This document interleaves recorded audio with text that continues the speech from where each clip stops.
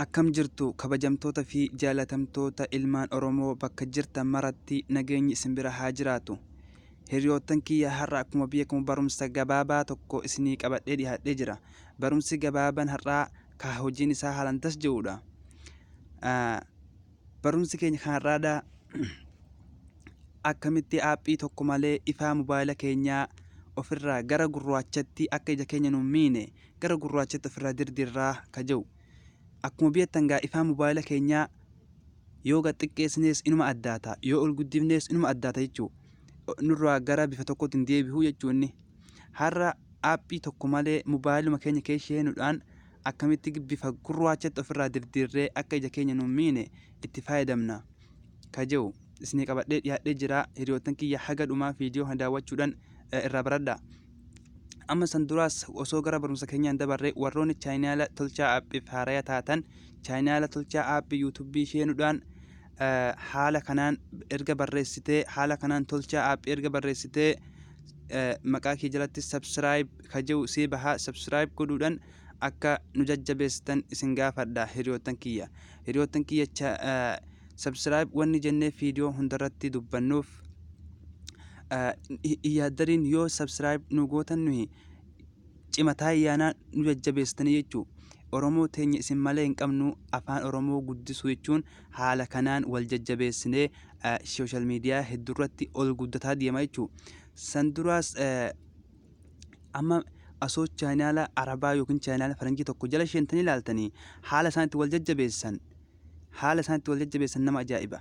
Sabsiraayibiin kun osumaa jaallaltee agartuu qarreetuma dhaqeetuma 500 jechuu osumaa jaallaltee agartuu.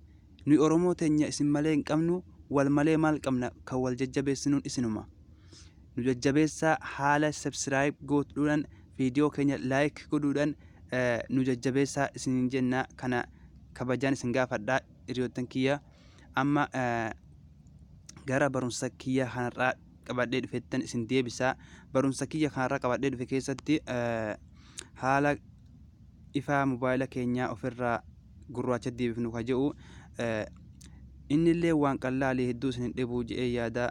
Seetingii keessan ni sheentu. Seetingii keessan erga gadi sheentaniin booda kunoo haala kanaan isinii fidaa. Mobaayilli namaa adda addaa anammoo waan hawaawwiin fayyadamu jiruuf mobaayilli kee hawaawwii kan hawaawwiin isin agarsiisu jira. Ka biraatis saamsingis hundaa'uu formaatattuma isin agarsiifna. Amma gara kana kiyya hawaawwii waan ta'eef gara isaa isin haa imalchiisu. Bifa gurraachatti ifaa keenya ofirraa deebisuudhaaf yeroo tokkoof kan gattuuttan. Haala kanaan erga gattuuttanii booda bifa kanaan isinii fidaa. Dhiifamaa mobaayilii kiyya arabirra waan jiruuf yoo isiniin galiin koomentii jalatti nu barreessuu isiniif gashuuf jirra. Haala kanaan bakka kanatti dhiyoottan. Erga haala kanaan isinii bahee amma wanni kun isinirraa barbaachisu bakka kanaan agartan jee yaada.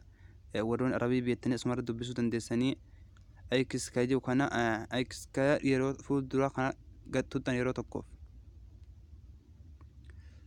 tokkoof fuuldura kana gattuuttanii kunoo akka kanatti nuuf deebi'eera jechuudha. Mobaayila keenya yoo kee deemnee sheennee ilaalle amma bifa bareedaa taheen gurraacheen nuuf jira jechuudha. Amma mee keessa deebinee haa ilaallu. Haala kanatti deeffatuudhaaf gaa qallaalumatti sheentee deeffattaa. Ifaan isaa kunoo amma akkuma agartan kana ija nuun miidhuu jechuudha. Amma haala bareedaa taheen jira. Mobaayila keenya kee deebinee haa ilaallu mee akka inni fakkaatu.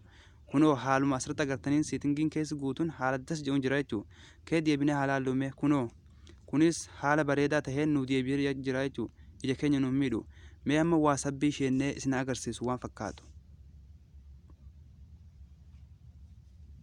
Kunoo laala waasabbii keenya hoggaa sheennullee haala bareedaa taheen jira. Kunoo akkuma asirratti agartan kana bifa bareedaa taheen jira jechuudha. Ija keenya nuun miidhu waa tokkollee jechuudha. Haala bareedaa taheen jira. Erga haala kanaan dhiifamaa mobaayila kee xiqqoo inni ta'e haala kanaan deeffadhaan isiniin jaa kabajamtoota fi hordoftoonni tolchaa aappii isinan jaaladhaa. Ilmaan Oromoo bakka jirtan maratti nagaa keenyaa turaa haga gaafa barumsa biraatiin walitti deebinuttu isiniin jaa nagaa naa turaa.